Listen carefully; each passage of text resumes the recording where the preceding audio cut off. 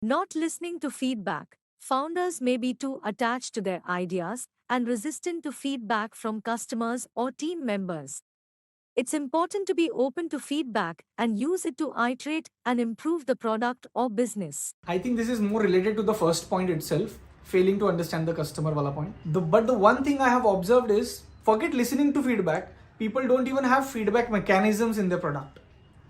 I'm not talking about analytics like Google Analytics and all, Hotjar and all. I'm talking about just a raw customer feedback mechanism. It can be calling a customer, it can be taking a feedback form, it can be maybe understanding the customer's feedback, not directly verbally or through written terms, but understanding by his behavior towards the product.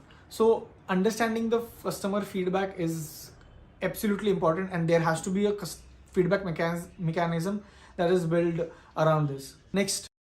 Overestimating demand. Founders may assume that there is a high demand for their product or service without considering the competition or the current market trends. It's important to do a thorough market analysis and validate demand before launching a product or business. We have 100 billion market for our product and there is no competition, and we will be targeting the 100% of the market.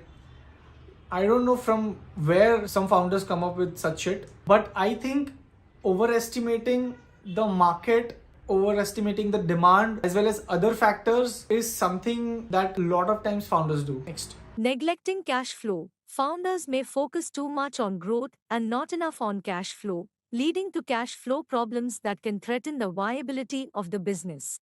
It's important to monitor cash flow closely and make sure that the business is sustainable in the long run. Yes, revenues are in place, net profit is on paper, everything is good, but most of the payments are outstanding. Been there, done that. If you don't have the cash flow, the business is not moving. Forget on paper how much revenue you are showing. So I think each one of us have been there, and we all are guilty of being in this space. So the point is, get out of this space as soon as possible, get the cash flow in. Paisa aana hi chahiye. Next. These are just a few examples of common mistakes that founders make, but there are many others. The key is to be aware of these pitfalls and take steps to avoid them as much as possible. Wow, these are amazing pointers that you have given to me, Nora. And I think this would be really valuable for us, and it's enough for today. So thank you, Nora, for being on the podcast.